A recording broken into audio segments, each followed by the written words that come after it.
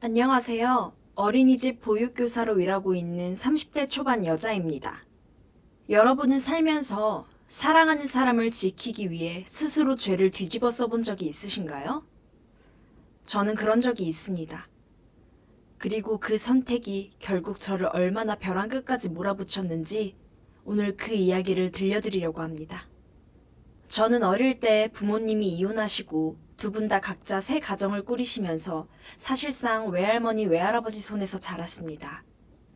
두 분이 저를 정말 예뻐해 주셨지만 그래도 마음 한구석엔 늘 부모님의 빈자리가 있었어요.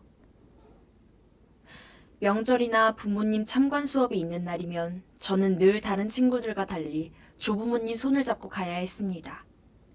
그때마다 괜히 주눅이 들었던 기억이 납니다.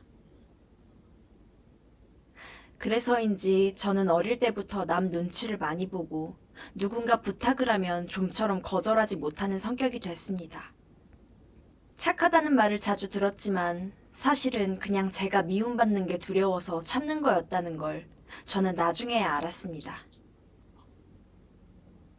대학을 졸업하고 저는 동네 어린이집에 보육교사로 취직했습니다. 아이들을 좋아하기도 했지만 솔직히 말하면 남들 눈치 안 보고 마음 편하게 할 수 있는 일을 찾다 보니 자연스럽게 그 길로 가게 된 것도 있었습니다. 그렇게 몇 년을 아이들과 부대끼며 지내던 어느 날, 제 인생에 남편이 들어왔습니다. 남편은 소방관이었는데 저희 어린이집에 소방 안전교육을 나왔다가 처음 만났습니다. 아이들 앞에서 소화기 다루는 법을 설명하던 그 모습이 참 듬직해 보였어요. 아이들이 무섭다고 도망 다닐 때도 짜증 한 번 안 내고 끝까지 웃으며 설명해주는 모습에 저도 모르게 눈이 갔습니다. 그 뒤로 우연히 동네 마트나 버스 정류장에서 몇 번 마주치면서 자연스럽게 가까워졌고 2년의 연애 끝에 저희는 결혼을 약속했습니다. 저는 솔직히 결혼이 두려웠습니다. 친정이라고 할 만한 곳도 없고 자신감도 없는 저를 어느 집에서 며느리로 받아줄까 늘 걱정했거든요. 그런데 시댁 식구들은 저를 정말 따뜻하게 맞아주셨습니다.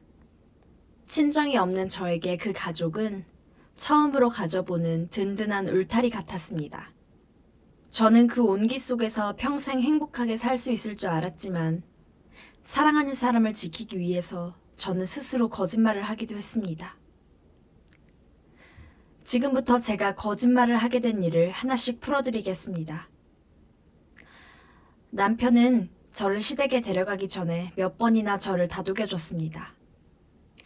다들 지은 씨 궁금해하니까 편하게 갔다 오자. 그래도 떨리는 걸 어떡해. 나 원래 낯가림도 심한데. 내가 옆에 딱 붙어 있을 테니까 걱정 마. 우리 가족들 진짜 무서운 사람 아무도 없어. 근데 나 부모님 안 계신 거 다들 아셔? 혹시 그것 때문에 안 좋게 보시면 어떡하지? 당연히 알지. 내가 진작 다 말씀드렸어. 괜찮아. 저는 그래도 마음이 놓이지 않았습니다. 부모 없이 자란 며느리를 반기지 않는 집도 있다는 얘기를 워낙 많이 들어왔으니까요. 그런데 막상 인사를 드리러 간 날, 그런 걱정이 무색하게 시댁 식구들은 저를 편하게 대해주셨습니다. 시아버지는 인쇄소를 오래 운영하신 분이었는데 저를 보자마자 웃으며 말을 건네셨습니다. 어이구, 자네가 지은이구먼. 우리 도윤이가 얼마나 자랑을 하던지. 얼른 얼굴 한번 보고 싶었네. 어렵게 생각하지 말고. 안녕하세요, 아버님. 처음 뵙겠습니다. 시누이는 밥 먹는 내내 이런저런 질문을 하며 저한테 관심을 보였습니다. 언니, 어린이집 일 힘들지 않아요? 애들 다루는 거 진짜 보통 일 아닐 것 같은데. 처음엔 진짜 정신 없었는데 이제는 좀 익숙해졌어요. 근데 오빠가 언니 얘기하는데 완전 팔불출이더라고요. 원래 우리 오빠 그런 캐릭터 아니었는데. 시동생도 옆에서 거들며 능청스럽게 놀려댔습니다. 맞아요, 형수님. 형 원래 연애 얘기 일절 안 하는 사람인데 형수님 얘기만 나오면 얼굴이 다르더라고요. 그날 소방서 회식 때도 형 혼자 실실 웃고 있어서 다들 무슨 일이냐고 물어봤다니까요. 야, 쓸데없는 소리 하지 마. 남편이 얼굴까지 빨개져서 말리는 모습에 저까지 덩달아 웃음이 났습니다. 시어머니는 처음엔 말수가 적으신 편이었습니다. 그래도 제 앞으로 반찬 그릇을 슬쩍 밀어주시며 짧게 한마디씩 건네셨습니다. 이것도 좀 먹어봐. 입에 맞을지 모르겠네. 감사합니다, 어머니. 맛있어요. 많이 먹어. 얼굴 보니까 좀 마른 것 같은데. 저는 그날 집으로 돌아오는 길에 남편한테 그랬습니다. 어머니 좀 무뚝뚝하신 것 같은데 그래도 나쁜 분은 아니신 것 같아. 우리 엄마 원래 그래. 낯가림이 좀 있으셔서 그렇지 마음은 여리신 분이야. 지은 씨한테 고청 붙이실 거야. 결혼 준비는 저와 도윤 씨가 각자 모은 돈으로만 해야 했는데 시댁에서는 그 부분에 대해서는 별 말씀이 없으셨습니다. 다만 결혼식을 앞두고 시어머니가 저를 따로 불러 이런 말씀을 하셨어요. 결혼식이야 어떻게든 치르면 되는 거고 결혼하고 나면 너무 미루지 말고 아이부터 가져라. 그게 이 집에서는 제일 중요한 일이다. 저는 그때만 해도 그저 손주를 기다리는 평범한 시어머니의 마음이라고만 생각했습니다. 결혼식 날 저는 처음으로 온전한 가족이라는 걸 가져본 기분이었습니다. 신부 대기실에 계속 들락거리며 저를 챙겨주던 시누이, 축사를 하며 눈물을 훔치시던 시아버지, 그리고 그 옆에서 아들 손을 꼭 잡고 흐뭇하게 웃으시던 시어머니까지. 저는 이 사람들과 평생을 함께한다는 게 마냥 좋았습니다. 결혼하고 저희 부부는 시댁에서 차로 20분쯤 떨어진 작은 빌라에서 신혼살림을 시작했습니다. 저는 여전히 어린이집에서 일했고 남편은 소방서 근무 특성상 이틀에 한 번씩 야간 당직을 서야 했습니다. 처음엔 그 불규칙한 생활 패턴에 적응하는 게 쉽지 않았지만 그래도 저희는 서로 맞춰가며 나름대로 알콩달콩 지냈습니다. 시댁 식구들은 결혼 후에도 한결같이 저를 챙겨주었습니다. 한창 이직을 준비하던 시누이는 저한테 이력서를 봐달라고 부탁하기도 했고 나중에 원하는 회사에 합격하고는 저한테 고맙다며 작은 선물을 사오기도 했습니다. 언니 덕분에 자소서 방향을 제대로 잡았어요. 그러면서 활짝 웃던 시누이 얼굴이 아직도 기억납니다. 자주 출장을 다니는 시동생도 갈 때마다 뭐라도 하나씩 제 몫을 챙겨오는 걸 잊지 않았습니다. 형수님, 이번에 홍콩 가서 이거 샀어요. 그러면서 작은 마카롱 상자를 건네던 모습이 참 다정했습니다. 시아버지는 무뚝뚝해 보여도 속정이 깊으셔서 저희 부부가 늦게까지 일하다 시댁에 들리면 미리 밥상을 차려놓고 기다려주시곤 했습니다. 자네들 밥은 먹고 다니나? 그러시며 국을 데워주시는 모습에 저는 늘 마음이 따뜻해졌습니다. 그런데 시간이 지날수록 저는 시어머니가 유독 남편한테 각별하다는 걸 느끼기 시작했습니다. 처음엔 그냥 큰아들이니까 그런가 보다 했는데 그 정도가 좀 남달랐습니다. 시댁에 갈 때마다 시어머니는 늘 남편이 좋아하는 반찬을 한가득 준비해 두셨습니다. 도윤 씨가 좋아하는 갈치조림이나 소고기 장조림이 식탁 한가운데 떡하니 자리를 잡고 있었고 저나 시누이, 시동생한테는 그 정도로 신경을 쓰지 않았습니다. 처음엔 그냥 큰아들이라 그런가 보다 하고 넘겼는데 갈 때마다 반복이 되니 저도 모르게 눈에 밟히기 시작했습니다. 시댁 현관에 들어서면 시어머니는 늘 저희 부부보다 먼저 남편부터 살피셨습니다. 도윤이 요즘 근무 힘들지 않니? 얼굴이 좀 상했네. 괜찮아요, 어머니. 요즘엔 그냥 평범해요. 평범하긴 뭐가 평범해. 눈밑이 시커먼 게 딱 표나는구먼. 이리 와서 앉아봐. 엄마가 어깨 좀 주물러 줄게.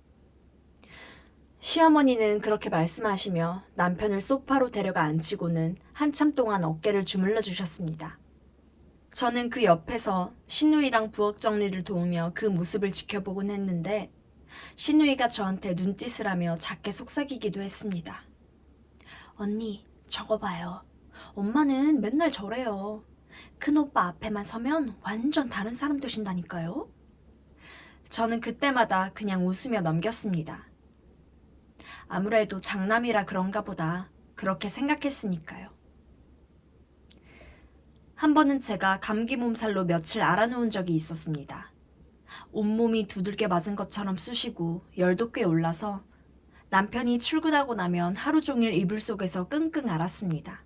그러던 중 시어머니한테 전화가 왔을 때 저는 반가운 마음에 몸이 좀 안 좋다고 솔직하게 얘기했습니다. 어머니, 저 요즘 몸살 감기가 심하게 걸려서 며칠째 앓아 누워 있어요. 그런데 시어머니는 대수롭지 않게 대답하셨습니다. 그래, 몸조리 잘해라. 그러고는 곧바로 화제를 돌리셨습니다. 그런데 도윤이는 밥 잘 챙겨 먹고 다니니? 요즘 근무 스케줄이 어떻게 되니? 야간 당직은 며칠에 한 번이야, 응? 저는 순간 말문이 막혀서 그냥 네, 잘 챙겨 먹고 다녀요 하고 짧게 대답했습니다. 전화를 끊고 나서 저는 이불 속에서 한참을 멍하니 있었습니다. 제가 아프다고 말씀드렸는데 정작 돌아온 건 남편 걱정뿐이었으니까요. 그때 조금 서운하긴 했지만 그냥 넘겼습니다. 남편도 가끔은 그런 어머니가 부담스럽다고 저한테 털어놓곤 했습니다. 퇴근하고 돌아온 남편이 소파에 몸을 파묻으며 그러더군요. 어머니가 나한테 너무 신경을 많이 쓰셔서 가끔은 숨이 막힐 때도 있어. 그래도 자식 걱정하시는 마음이잖아. 왜? 무슨 일 있었어? 오늘도 전화하셔서 근무표 다 캐물으시더라고. 야간 당직 몇 번 서냐, 밥은 언제 먹냐, 잠은 몇 시간 자냐. 어릴 때부터 그러셨거든. 장남이라고 뭐든 나 위주로 챙기시고. 동생들은 그 정도로 신경 안 쓰셨어. 그게 가끔은 좀 버거워. 그래도 당신 생각해 주시는 거니까 너무 부담 갖지 마. 그러고 싶은데 가끔은 나도 좀 편하게 살고 싶다는 생각이 들어. 시어머니는 특히 남편의 건강에 유독 예민하셨습니다. 저희 집에 오실 때마다 손에는 늘 뭔가가 들려 있었습니다. 이거 홍삼이야. 도윤이 갖다 줘라. 소방관이라는 게 얼마나 위험한 일인데. 몸이 재산이지, 재산. 어머니, 이거 되게 비싸 보이는데. 돈이 문제야? 우리 아들 몸이 더 중요하지. 너도 챙겨 먹고 도윤이도 꼭 먹여. 시어머니가 사다 주신 홍삼이며 유산균이며 각종 영양제가 저희 집 찬장 한 칸을 가득 채울 정도였습니다. 저는 그저 자식을 향한 부모 마음이 다 그런 거겠거니 그렇게 넘겼습니다. 결혼하고 반년쯤 지났을 때부터 시어머니는 만날 때마다 은근히 아이 얘기를 꺼내기 시작했습니다. 처음엔 그냥 지나가는 말처럼 요즘 몸은 괜찮으냐 그런 식이었는데 시간이 지날수록 점점 더 구체적으로 바뀌었습니다. 하루는 시댁에 갔더니 시어머니가 못 보던 약봉지를 잔뜩 꺼내놓으셨습니다. 이거 한의원에서 지어온 건데 몸 냉한 사람들 아이 잘 서게 해주는 약이라더라. 하루 3번 꼭 챙겨 먹어라. 저는 얼떨결에 그 약을 받아왔는데 이후로도 시어머니는 2달에 한 번꼴로 비슷한 약을 지어다 주셨습니다. 처음엔 저를 챙겨주시는 마음이라 여겨 감사했지만 나중엔 그게 조금씩 부담으로 다가오기 시작했습니다. 시어머니는 남편한테도 은근히 압박을 주셨습니다. 도윤아, 너도 이제 그 나이가 있는데 얼른 애 가져야지. 그래야 나도 손주 보고 좋지. 남편은 그럴 때마다 어머니, 저희도 자연스럽게 생각하고 있어요. 하며 넘기곤 했습니다. 시어머니의 체근은 점점 저를 향한 것으로 좁혀졌습니다. 시어머니는 어느 순간부터 거의 매주 전화를 하셔서 이번 달 날짜는 어떻게 되냐, 병원은 가봤냐 그런 걸 캐물으셨습니다. 어머니, 저 이번 주에 일이 좀 바빠서요. 그렇게 둘러대도 시어머니는 집요하게 다시 물으셨습니다. 바쁜 거랑 이게 무슨 상관이야. 몸 관리를 해야 아이가 들어서지. 너 요즘 밤늦게까지 일한다며? 그러니까 안 생기는 거 아니냐? 저는 그때마다 뭐라고 대답해야 할지 몰라서 네, 조심할게요 하고 전화를 끊었습니다.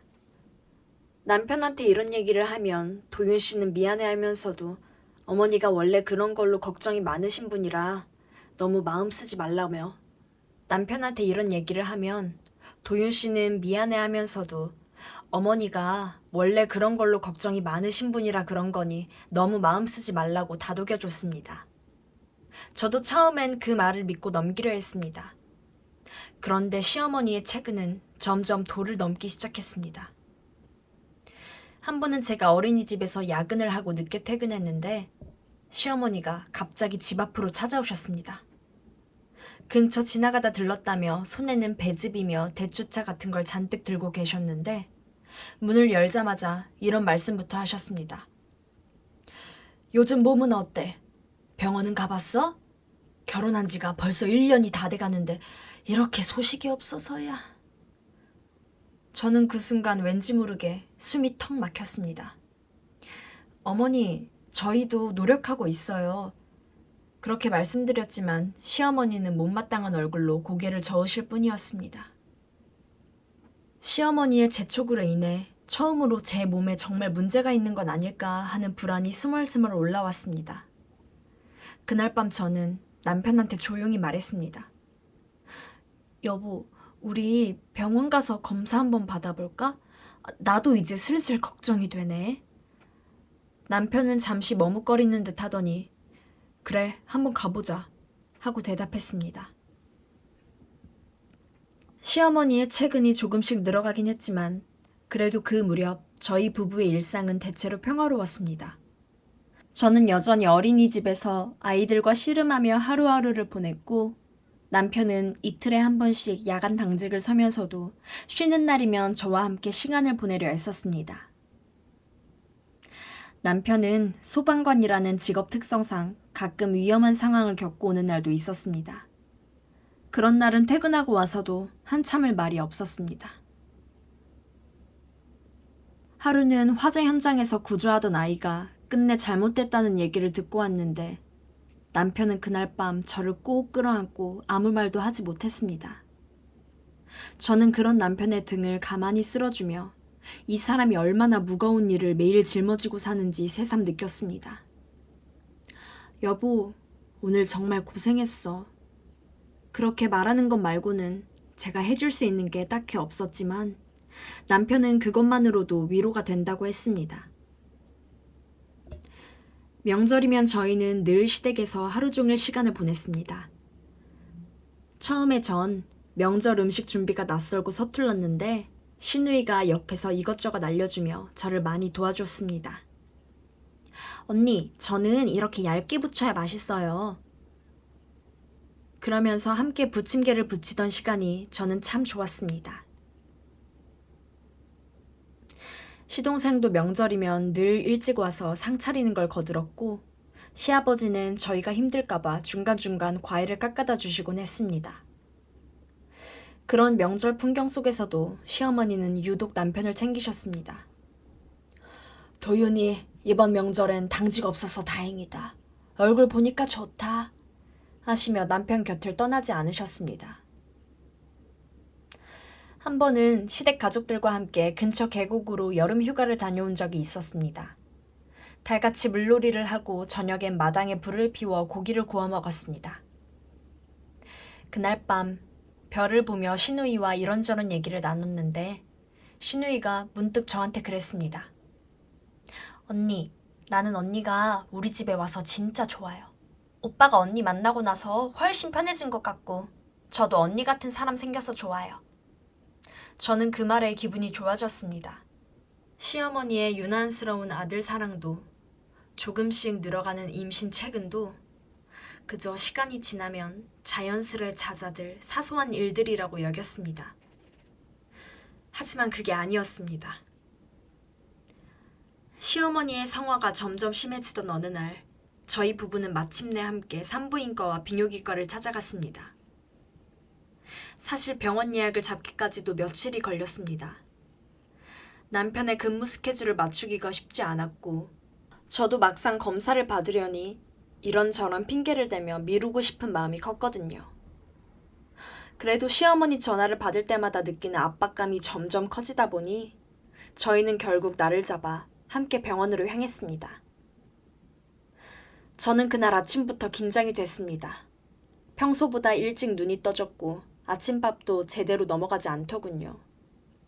남편도 저와 비슷했는지 아침 내내 별 말이 없었습니다. 병원으로 가는 차 안에서도 저희는 서로 손만 꼭 잡고 있을 뿐 별 대화가 없었습니다. 불안한 마음으로 병원 대기실에 앉아 있었습니다. 병원에서 이런저런 검사를 받았습니다. 초음파도 보고 피검사도 하고 호르몬 수치까지 확인하는 검사였습니다. 혹시라도 정말 나한테 문제가 있으면 어떡하나. 그러면 시어머니는 뭐라고 하실까? 그런 생각들이 머릿속을 떠나지 않았습니다. 다행히 제 검사 결과엔 특별한 이상이 없었습니다. 의사 선생님은 차트를 보시며 제 몸 상태로는 임신에 큰 문제가 없어 보인다고 하셨습니다. 배란도 규칙적이고 자궁이나 난소 쪽에도 특별한 문제가 발견되지 않았다고요. 저는 그 말을 듣고 일단 마음이 놓였습니다. 그래도 뭔가 하나는 확실해졌다는 안도감이 들었습니다. 그런데 며칠 뒤 남편의 검사 결과가 나왔는데 남편이 병원에서 돌아온 얼굴이 유독 어두웠습니다. 현관문을 열고 들어오는 남편의 표정을 보자마자 저는 뭔가 심상치 않다는 걸 직감했습니다. 남편은 신발도 제대로 벗지 못하고 그 자리에 잠시 멈춰 서 있었습니다. 여보, 왜 그래? 검사 결과 안 좋아? 제가 조심스럽게 물으니 남편은 한참을 망설이다가 소파에 털썩 주저앉으며 힘겹게 입을 열었습니다. 나한테 문제가 있대. 정자 수치가 많이 낮다고. 자연임신이 어려울 수도 있다 하더라고. 저는 그 말을 듣고 순간 멍해졌습니다. 머릿속이 하얘지면서 아무 생각도 나지 않았습니다. 그리고 동시에 남편이 얼마나 큰 충격을 받았을지 걱정이 앞섰습니다. 남편의 손이 살짝 떨리는 게 보였거든요. 저는 남편 옆에 다가가 앉으며 그 손을 잡았습니다. 여보, 괜찮아. 그거 치료하거나 시술로도 방법이 있다고 하잖아. 요즘에 그런 걸로 아기 갖는 부부들 많다고 하더라고. 하지만 남편은 한참 동안 고개를 숙인 채 아무 말도 하지 못했습니다. 저는 그런 남편을 보면서 이 사람이 지금 얼마나 스스로를 자책하고 있을지 짐작이 갔습니다. 남편은 그날 밤 잠자리에 누워서도 계속 뒤척이더니 제 손을 붙잡고 정말 뜻밖의 부탁을 했습니다. 여보, 나 하나만 부탁할게. 어머니한테는 절대 이 사실 말하지 말아줘. 저는 무슨 말인지 몰라서 몸을 일으켜 남편을 바라보며 되물었습니다. 그게 무슨 소리야? 언젠가는 알게 될 텐데 어떻게 계속 숨겨? 남편은 괴로운 표정으로 천장을 바라보며 그러더군요. 엄마가 이 사실 알면 진짜 큰일 나. 엄마가 나 얼마나 애지중지하는지 당신도 알잖아. 내가 이런 문제 있다는 거 알면 아마 세상이 무너진 것처럼 받아들이실 거야. 나 그거 감당할 자신이 없어. 저는 남편의 그 말에 마음이 복잡했습니다. 침대에 걸터앉아 한참을 아무 말도 못하고 그저 남편의 옆모습만 바라봤습니다. 그럼 어떻게 하자는 거야? 계속 숨기고 살 순 없잖아. 남편은 몸을 일으켜 제 앞에 마주 앉더니 제 손을 더 꽉 잡으며 그랬습니다. 여보, 미안한데 그냥 당신이 문제인 걸로 해줄 수 없을까? 시험관 시술도 어차피 둘이 같이 받아야 하는 거니까 어머니한테는 당신 쪽에 문제가 있다고 말하는 게 나을 것 같아. 나 진짜 엄마 앞에서 이 얘기 꺼낼 자신이 없어. 저는 그 말을 듣고 한참을 아무 말도 하지 못했습니다. 방 안에 정적이 흐르는 동안 별의별 생각이 다 스쳐 지나갔습니다. 억울한 마음이 들지 않았다면 거짓말이겠지만 동시에 남편이 얼마나 절박한 심정으로 저한테 이런 부탁을 하는지도 느껴졌습니다. 남편의 눈빛에는 정말 다급함과 두려움이 뒤섞여 있었거든요. 저는 원래도 누군가의 부탁을 쉽게 거절하지 못하는 성격이었습니다. 어릴 때부터 그랬습니다. 누가 뭘 부탁하면 설령 그게 제게 부당한 일이어도 거절하는 법을 잘 몰랐습니다. 게다가 사랑하는 사람이 이렇게까지 힘들어하는 모습을 보니 저는 결국 마음이 흔들릴 수밖에 없었습니다. 저는 남편의 손을 마주 잡으며 결국 그러겠다고 대답하고 말았습니다. 알겠어. 내가 그렇게 할게. 대신 당신도 나한테 미안해하지 마. 남편은 안도한 표정으로 제 손을 잡고 몇 번이나 고맙다고 했습니다. 여보, 진짜 고마워. 내가 평생 이 은혜 잊지 않을게. 문제는 언제 어떻게 이 얘기를 시어머니께 전해야 하느냐는 것이었습니다. 저는 며칠을 고민하다가 이 무거운 이야기를 더는 미룰 수 없다고 생각했습니다. 계속 미룬다고 해서 마음이 편해지는 것도 아니었고 오히려 시간을 끌수록 짊어진 부담만 커지는 것 같았거든요. 마침 다가오는 주말 시댁에 다 같이 모이는 자리가 있었습니다. 저는 그날 마음을 굳게 먹고 시댁으로 향했습니다. 식사가 끝나고 다른 식구들이 거실에서 텔레비전을 보는 사이 저는 부엌에서 설거지를 돕는 척하며 시어머니와 단둘이 있을 기회를 만들었습니다. 저는 손을 씻으며 조심스럽게 입을 열었습니다. 어머니, 저 드릴 말씀이 있어서요. 저희 얼마 전에 산부인과에 다녀왔습니다. 시어머니는 내심 기대를 하면서 어머, 애가 생겼니? 아니요. 애가 생긴 게 아니라 저랑 남편 검사를 좀 했어요. 그래. 별일 없다지? 제가 좀 문제가 있대요. 자연임신이 어려운 상태라고 하더라고요. 시어머니는 순간 손에 들고 있던 그릇을 내려놓으시더니 저를 빤히 쳐다보셨습니다. 그게 무슨 소리야? 네가 애를 못 낳는다는 거야? 저는 목이 메는 걸 참으며 네, 라고 대답했습니다. 남편을 대신해서 거짓말을 한다는 죄책감에 저는 정말 눈물이 났습니다. 시어머니는 그 눈물을 보고도 별다른 위로의 말씀이 없으셨습니다. 한참을 아무 말 없이 서 계시더니 이내 낮은 목소리로 이렇게 말씀하셨습니다. 이거 참. 네가 그런 몸으로 시집을 왔었구나. 어머니, 저도 최근에 알았어요. 시어머니는 고개를 저으며 그러셨습니다. 최근에 알았든 어쨌든 결과적으로 우리 도윤이가 손해를 본 거잖아. 나는 너를 우리 집 며느리로 받아들일 때 당연히 손주는 볼 수 있을 거라고 생각했다. 근데 이제 와서 이런 얘기를 들으니 내가 정말 뭘 잘못 봤구나 싶다. 저는 그 자리에서 아무 말도 할 수 없었습니다. 거실 쪽에서는 시누이와 시동생이 웃으며 얘기하는 소리가 들리는데 저 혼자만 그 온기에서 완전히 밀려난 기분이었습니다. 저는 결국 인사만 드리고 서둘러 시댁을 나왔습니다. 그날 이후로 시어머니는 저를 대하는 태도가 완전 달라지셨습니다. 예전엔 그래도 반찬이라도 챙겨주시던 분이 이제는 제가 있어도 없는 사람처럼 대하셨습니다. 가족 모임에서 제가 무슨 말을 해도 대꾸도 안 하시고 반대로 저만 들으라는 듯 혼잣말처럼 서운한 소리를 흘리셨습니다. 아이고, 이 집안 대는 어떻게 되려나. 시어머니는 남편 앞에선 또 완전히 다른 모습이었습니다. 도윤아, 너는 아무 잘못 없다.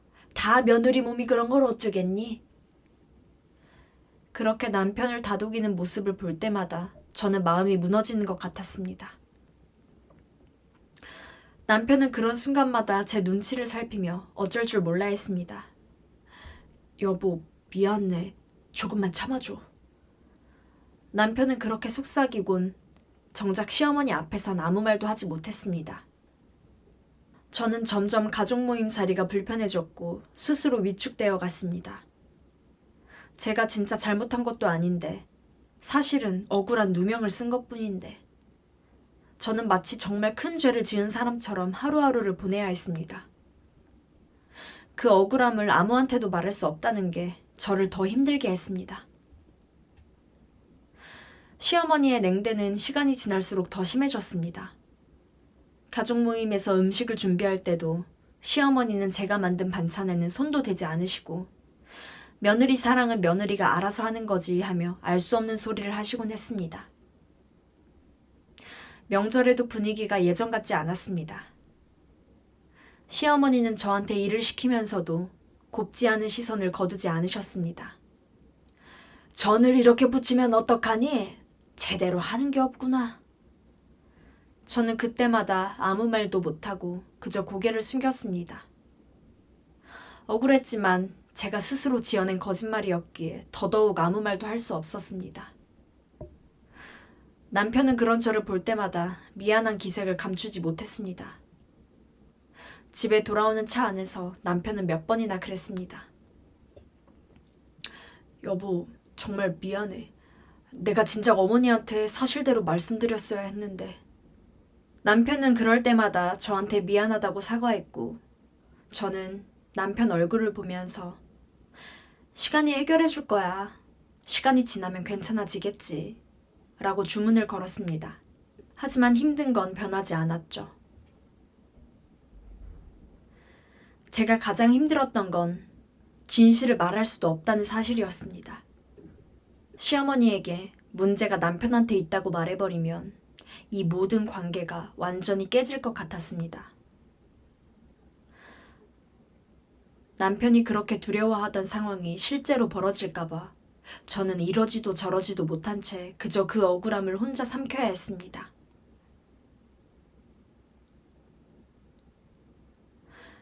그렇게 몇 달을 보내던 어느 날 시동생이 결혼을 하게 됐습니다. 새로 가족이 된 동서는 첫인상부터 저와 참 다른 사람이었습니다. 목소리도 크고 자신감이 넘쳤습니다. 결혼 인사를 드리러 온 첫날부터 동서는 저를 눈여겨보는 듯 했습니다. 형님, 근데 왜 이렇게 표정이 안 좋으세요? 무슨 일 있으세요? 저는 놀라서 아니에요. 그냥 요즘 좀 피곤해서요. 하고 얼버무렸습니다. 그런데 동서는 눈치가 빠른 사람이었습니다. 몇 번 더 시댁에서 마주치면서 제가 시어머니한테 유독 냉대받는다는 걸 금세 알아챈 것 같았습니다. 형님, 저 사실 눈치채고 있었어요. 어머님이 형님한테 좀 심하게 구시는 것 같더라고요.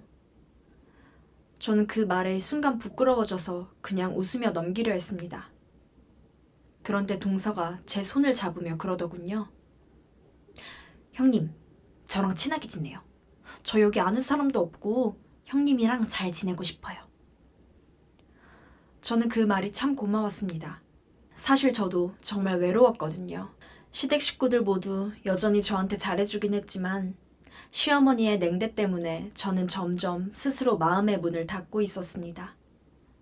그런데 동서의 그 한마디가 닫혀있던 제 마음을 조금씩 열어주는 것 같았습니다.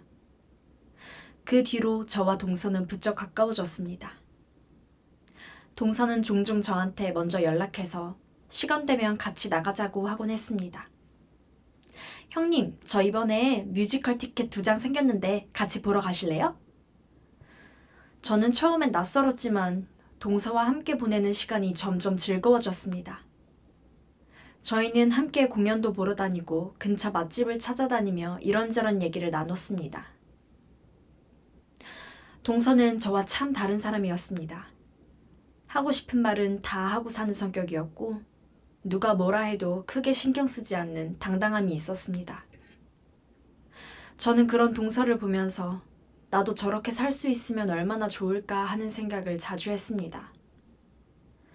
한 번은 뮤지컬을 보고 나와서 근처 카페에 앉았는데 동서가 조심스럽게 그러더군요. 형님, 저 진짜 궁금한 게 있는데 물어봐도 돼요? 어머님이 형님한테 왜 그렇게까지 하시는 거예요? 제가 듣기로는 형님이 딱히 뭘 잘못한 것도 없다고 하던데? 저는 순간 심장이 덜컥 내려앉았습니다. 그냥 좀 제가 부족해서 그런가 봐요. 저는 그렇게 얼버무렸습니다. 동서는 고개를 갸웃하며 그러더군요. 저는 그 말이 좀 이상해요. 형님이 뭐가 그렇게 부족하다는 거예요? 제가 보기엔 오히려 형님이 이 집에서 제일 착하고 배려심 많은 사람인데? 저는 그 말을 듣고 마음이 복잡해졌습니다. 사실은 제가 억울한 누명을 쓰고 있다는 걸 동서한테 말하고 싶은 충동이 목구멍까지 차올랐습니다. 그런데 그 순간 남편의 얼굴이 떠올랐습니다. 남편이 얼마나 간절하게 부탁했는지, 어머니가 알면 얼마나 힘들어 하실지, 그리고 이 거짓말이 밝혀지면 동서가 저를 어떻게 생각할지, 온갖 생각이 머릿속을 스쳐 지나갔습니다. 저는 결국 아니에요. 그냥 사람 사이에 그런 것도 있는 거죠. 하고 화제를 돌렸습니다. 그날 이후로도 저는 몇 번이나 동서한테 진실을 털어놓을까 고민했습니다. 동서와 가까워질수록 이 거짓말을 계속 숨기고 있는 게 점점 더 무거운 짐처럼 느껴졌습니다. 동서는 제가 힘들어하는 걸 눈치챌 때마다 저를 위로해줬습니다. 집에 돌아와서 저는 종종 남편한테 그랬습니다. 여보, 나 진짜 이렇게 계속 숨기고 사는 거 힘들어. 남편은 그때마다 미안한 얼굴로 그랬습니다. 여보, 조금만 더 기다려줘. 내가 엄마한테 말씀드릴 용기가 생기면 꼭 말할게. 저는 그 말을 몇 번이나 들었지만 남편은 좀처럼 그 용기를 내지 못했습니다. 시어머니의 냉대는 여전했습니다. 저는 하루하루 그 시선을 견디며 언제까지 이 거짓말을 짊어지고 살아야 하는 걸까 하는 생각에 잠 못 이루는 밤이 늘어갔습니다. 시아버지의 칠순잔치 날짜가 정해졌습니다. 저는 그 날이 다가올수록 왠지 모를 불안감을 느꼈습니다. 마치 뭔가 큰일이 벌어질 것 같은 예감이었습니다. 칠순잔치를 앞두고 시댁 가족들은 오랜만에 다 함께 모여 음식 준비를 상의했습니다. 시어머니는 저한테 이번엔 네가 갈비찜이랑 잡채를 맡아라 하고 통보하듯 말씀하셨습니다. 저는 알겠다고 대답했지만 마음 한구석이 무거웠습니다. 요즘 들어 시어머니가 제가 만든 음식마다 트집을 잡으시는 일이 잦았기 때문입니다. 칠순잔치 준비 며칠 전 저는 동서와 함께 장을 보러 갔습니다. 시장을 돌면서 동서는 저한테 그랬습니다. 형님, 이번에도 어머님이 또 트집 잡으시면 저도 이제 가만히 있지 않을 거예요. 형님이 얼마나 정성껏 준비하는지 제가 다 아는데 그거 갖고 뭐라 하시는 거 이제 더는 못 봐드리겠어요. 저는 그 말이 든든하면서도 한편으론 걱정이 됐습니다. 동서가 나서서 시어머니와 부딪히게 되면 제가 숨기고 있는 거짓말이 더 곤란한 상황으로 번질 수도 있겠다는 그 불안감 때문이었습니다. 집에 돌아와서 저는 남편한테 그 얘기를 전했습니다. 여보, 이번 칠순잔치 때 동서가 어머니한테 한마디 할 것 같은데 나 좀 불안해. 남편은 잠시 생각하더니 그러더군요. 왜 불안해? 동서가 당신 편 들어주는 게 나쁜 건 아니잖아. 저는 그 말에 뭐라고 설명해야 할지 몰라서 그냥 하고 말끝을 흐렸습니다. 사실 제가 정말 불안했던 건 이 거짓말이 언젠가 걷잡을 수 없이 커진 갈등 속에서 터져버릴지도 모른다는 예감 때문이었습니다. 남편은 제 옆에서 곤히 자고 있었지만 저는 천장을 바라보며 계속 생각했습니다. 언제까지 이렇게 살아야 할까? 언제쯤 진실을 말할 수 있을까? 저는 그때 처음으로 이 거짓말을 계속 짊어지고 사는 것보다 차라리 다 밝혀버리는 게 나을지도 모른다는 생각을 어렴풋이 하게 됐습니다. 하지만 그 생각을 실제로 행동에 옮길 용기까진 아직 없었습니다. 다음날 아침 저는 무거운 마음으로 갈비찜 재료와 잡채 재료를 챙겨 시댁으로 향했습니다. 시댁에 도착하자마자 저는 동서와 함께 부엌에서 음식 준비를 시작했습니다. 갈비찜을 조리고 잡채를 볶고 전을 부치느라 아침 내내 부엌을 떠나지 못했습니다. 시어머니는 팔짱을 끼고 부엌을 오가며 저희가 일하는 걸 지켜보기만 하셨습니다. 점심때가 다 되어 음식이 거의 완성될 무렵 시어머니가 갑자기 부엌으로 들어오시더니 갈비찜 국물을 한 숟가락 떠서 맛을 보셨습니다. 그러고는 인상을 확 찌푸리며 저를 쳐다보셨습니다. 이게 뭐야? 간이 왜 이렇게 세? 아유, 짜서 못 먹겠네. 저는 당황해서 그럴 리가 없다고 제가 여러 번 간을 봤다고 말씀드렸습니다. 옆에 있던 동서도 국물을 한술 떠보더니 어머님, 저는 딱 적당한데요? 하고 거들었습니다. 그런데 시어머니는 오히려 더 언성을 높이셨습니다. 니들 둘이 짜고 내 입맛을 이상하게 만드는 거야 뭐야? 내가 짜다면 짠 거야. 이럴 거면 대체 뭐 하러 음식을 했어? 애도 못 낳는 몸으로 음식 솜씨라도 있어야지. 그것도 못하면 대체 뭐가 잘났다고 이 집에 며느리로 있는 거야? 저는 그 말을 듣는 순간 참았던 감정이 확 치밀어 올랐습니다. 지난 몇 달간 쌓여왔던 억울함이 한꺼번에 목구멍까지 차오르는 기분이었습니다. 동서도 더는 못 참겠다는 듯 나섰습니다. 어머니, 지금 말씀이 너무 심하신 거 아니에요? 형님이 몸이 아픈 것도 서러운데 그걸 이렇게까지 말씀하실 필요가 있나요? 시어머니는 동서의 말에 더 흥분하셨습니다. 네가 뭘 한다고 나서. 이건 우리 집안 일이야. 자식 못 낳는 며느리들인 내가 죄인이지. 내가 죄인이야. 저는 그 말을 듣는 순간 뭔가가 마음속에서 툭 끊어지는 소리가 들리는 것 같았습니다. 저는 저도 모르게 큰 소리로 말했습니다. 어머니 그만하세요. 저 이제 더 이상 이 얘기 듣고만 있지 않을 거예요. 시어머니는 순간 놀란 얼굴로 저를 쳐다보셨습니다. 뭐라고? 네가 지금 나한테 대드는 거야? 저는 심장이 미친 듯이 뛰었지만 이제 멈출 수가 없었습니다. 어머니, 저 사실 어머니한테 죄송한 게 있어요. 제가 그동안 거짓말을 했어요. 사실 문제는 저한테 있는 게 아니었어요. 부엌 안이 순간 조용해졌습니다. 시어머니는 무슨 말이냐는 듯 저를 쳐다보셨고 동서도 놀란 얼굴로 저를 바라봤습니다. 마침 그 소란에 거실에 있던 시아버지, 시누이, 시동생까지 모두 부엌 안으로 몰려와 있었습니다.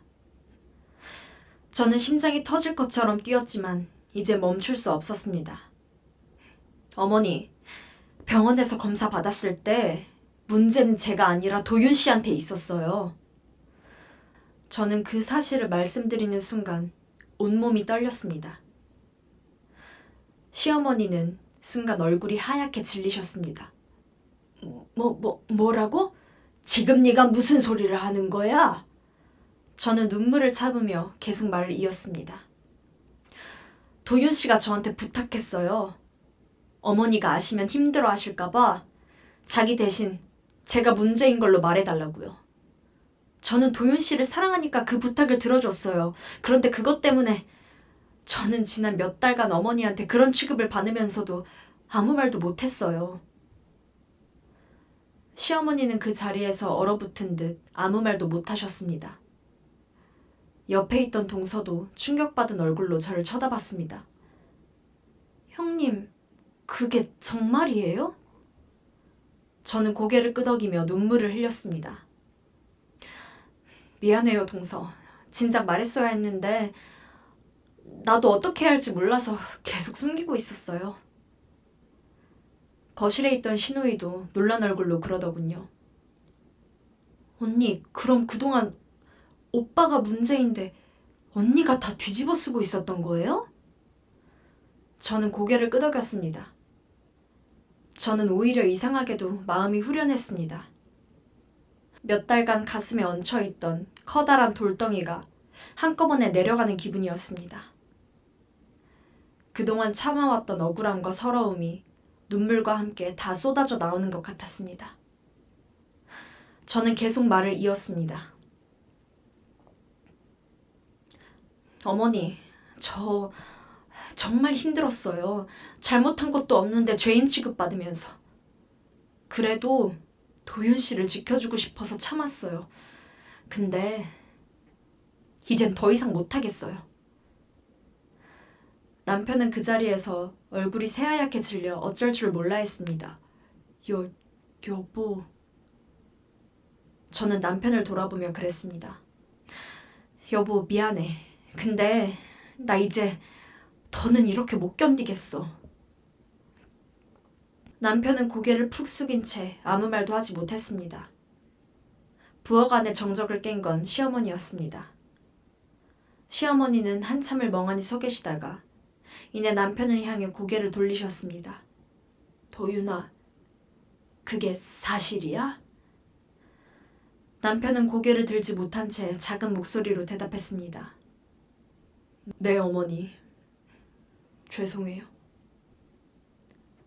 그런데 시어머니의 반응은 제가 예상했던 것과는 조금 달랐습니다. 시어머니는 순간 흔들리는 눈빛으로 저와 남편을 번갈아 보시더니 이렇게 말씀하셨습니다. 아니, 그래도 도윤이가 뭘 그렇게 잘못했다고. 몸이 그런 걸 어떡해. 그건 지 잘못도 아니잖아.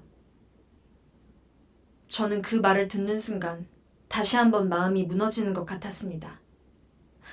진실이 밝혀진 그 순간에도 시어머니는 여전히 아들 편을 들고 계셨습니다. 시어머니는 계속 말을 이으셨습니다.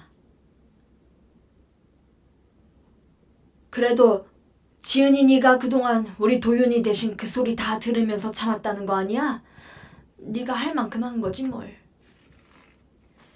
저는 그 말이 사과인지 아닌지 헷갈렸습니다. 할 만큼 다 했다는 그 말이 제가 겪은 몇 달간의 고통을 그저 당연한 며느리의 도리처럼 포장하는 것 같아서 오히려 더 서운했습니다. 그 순간 시아버지가 앞으로 나섰습니다. 시아버지는 평소와 다르게 단호한 목소리로 말씀하셨습니다. 여보, 지금 그게 할 소리야? 지은이가 몇 달 동안 우리한테 그런 취급받으면서 억울한 거 다 참고 살았는데 지금 와서 그런 소리가 나와? 도윤이 잘못이 아닌 건 나도 알아. 근데 지은이한테 그동안 우리가 한 짓은 어떻게 할 거야? 시어머니는 당황한 얼굴로 그러셨습니다. 아니, 나는 그냥... 시아버지는 고개를 저으며 말을 끊으셨습니다. 당신은 애초부터 지은이 몸에 문제 있다는 말 듣자마자 그렇게 모질게 굴었잖아. 근데 이제 보니까 그것도 아니었네. 그럼 지은이한테 그동안 한 짓들은 다 뭐가 되는 거야? 당신 지금 이 상황에서도 도윤이 걱정만 하고 있잖아. 신우이도 옆에서 거들었습니다. 엄마, 진짜 너무하셨어요. 언니가 얼마나 힘들었을지 생각해 보세요.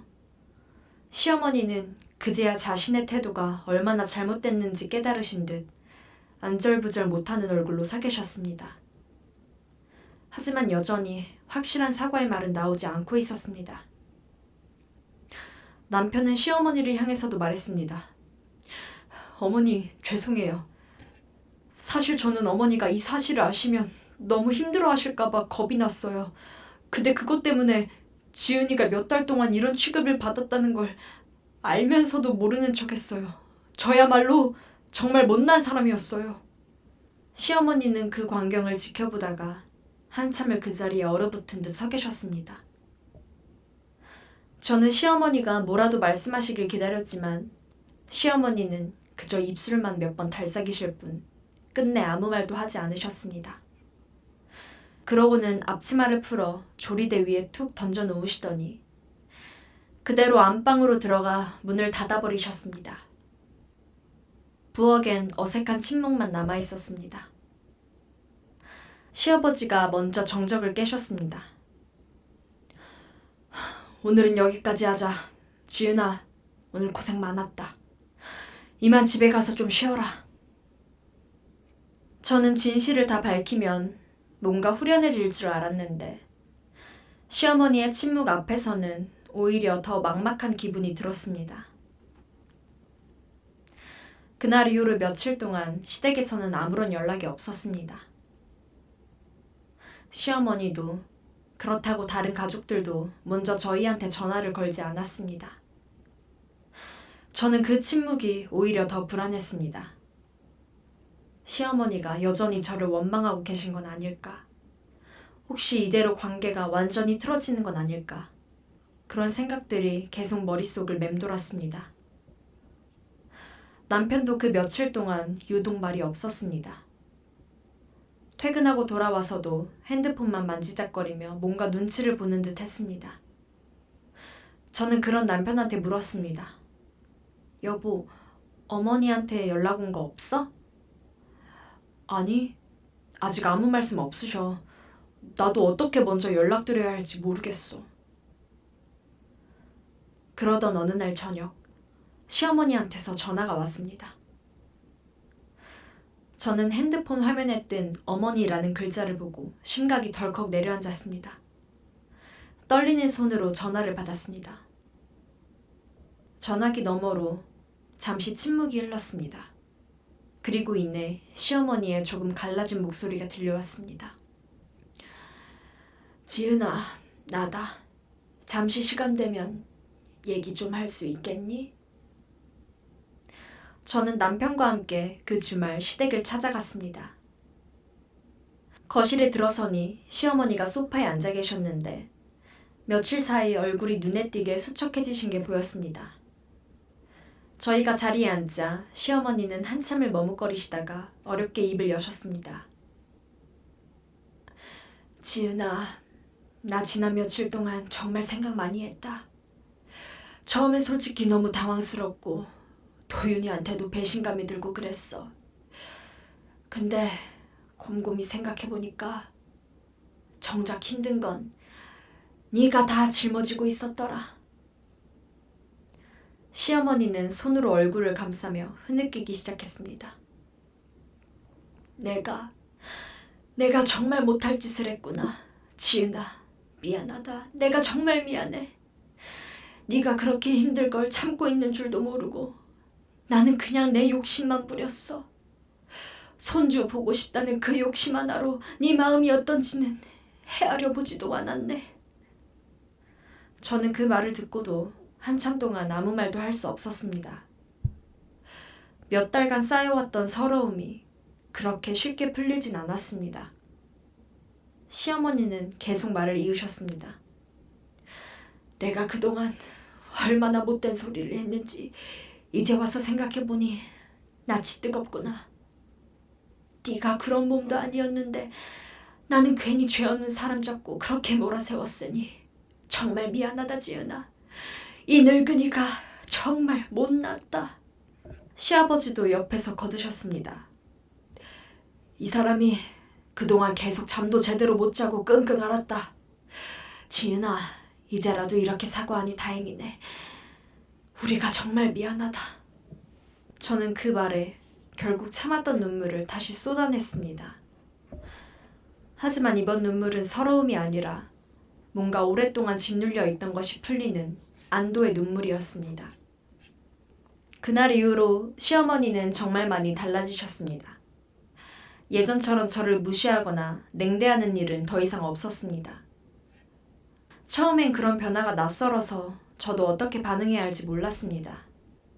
하지만 시간이 지나면서 저는 시어머니의 그 조심스러운 다정함이 진심이라는 걸 조금씩 느낄 수 있었습니다. 남편도 그날 이후 많이 달라졌습니다. 예전에는 저와 시어머니 사이에서 눈치만 보던 사람이었는데 이제는 확실하게 제 편에 서서 목소리를 내주었습니다.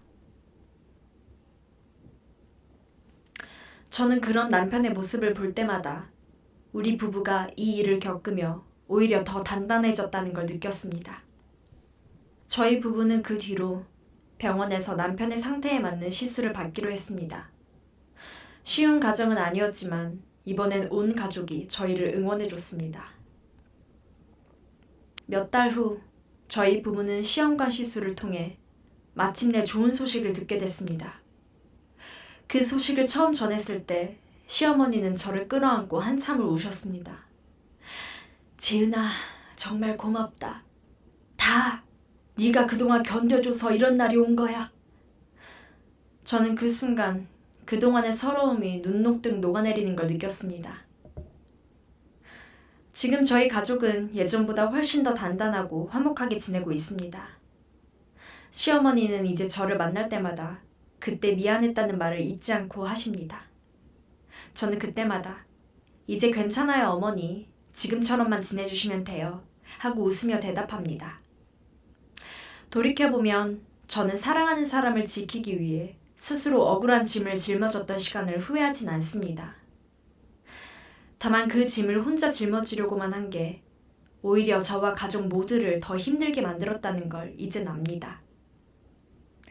진실은 언젠가 밝혀지기 마련이고 그 진실을 마주하는 게 두렵다고 해서 계속 숨기기만 하면 결국 더 큰 상처로 돌아온다는 걸 뼈저리게 느꼈습니다.